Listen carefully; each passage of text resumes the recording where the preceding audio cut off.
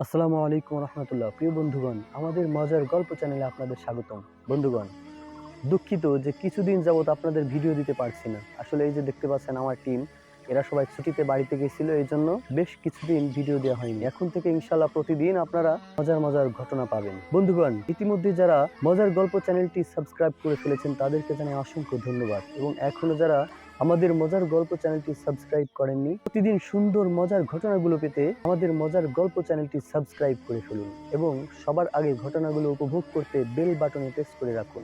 ধন্যবাদ। এবার চলুন ঘটনার দিকে চলে যাই। আসসালামু আলাইকুম রহমতুল্লাহ। সবাই ভালো আছো তো? আলহামদুলিল্লাহ। আজকে আমরা যে গল্প শুনবো, গল্পটি হচ্ছে আমাদের নবী করিম সাল্লাল্লাহু আলাইহি ওয়াসাল্লামের একটি চমৎকার মুজিজার গল্প। হুদাইবিয়ার সন্ধির দিন সমস্ত সাহাবা ইকরামের যত পানির পাত্র ছিল, সমস্ত পানির পাত্রের পানিগুলো সব শেষ হয়ে গেল। শুধুমাত্র নবী করিম সাল্লাল্লাহু আলাইহি ওয়াসাল্লামের কাছে যে পানির পাত্র ছিল, সেই পানির পাত্রে কিছু পানি ছিল। নবীজি সাল্লাল্লাহু আলাইহি ওয়াসাল্লাম পানির পাত্রটি নিয়ে ওযু করার জন্য বসলেন। ইতিমধ্যেই সমস্ত সাহাবা ইকরাম নবী করিম সাল্লাল্লাহু আলাইহি ওয়াসাল্লামের কাছে এসে আরজ করলেন, ইয়া রাসূলুল্লাহ, আমরা তো পানির জন্য খুব কষ্ট পাচ্ছি। আমাদের পানির যেই পাত্রগুলো ছিল, পানিগুলো সব শেষ হয়ে গেছে। আমাদের খাবার পানি নেই, আমাদের অজুর পানিও নেই, গোসলের পানিও নেই। আমরা পানির তৃষ্ণায় কাতর হয়ে যাচ্ছি, আপনি একটা ব্যবস্থা করুন। তখন নবী করিম সাল্লাল্লাহু আলাইহি ওয়াসাল্লাম তার যে পানির পাত্র ছিল, পানির পাত্রের মধ্যে তার হাতের 5টি আঙ্গুল মুবারক পানির পাত্রের মধ্যে ডুবিয়ে দিলেন।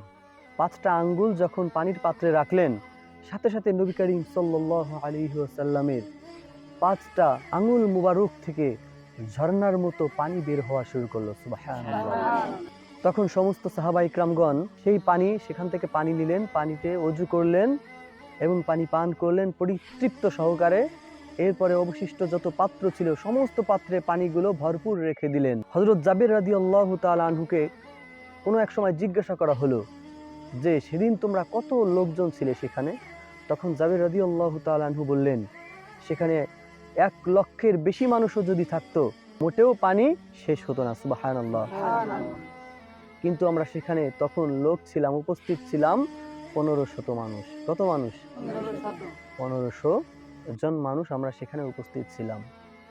তো দেখো আমাদের নবী করিম সাল্লাল্লাহু আলাইহি ওয়াসাল্লামের কেমন মুজিজা, আল্লাহ তাআলা তার কত বড় মুজিজা দিয়েছেন যে পানি শেষ হয়ে গেছে, তার আঙ্গুল মুবারক থেকে পানির ঝর্ণা বের হচ্ছে। সুবহানাল্লাহ।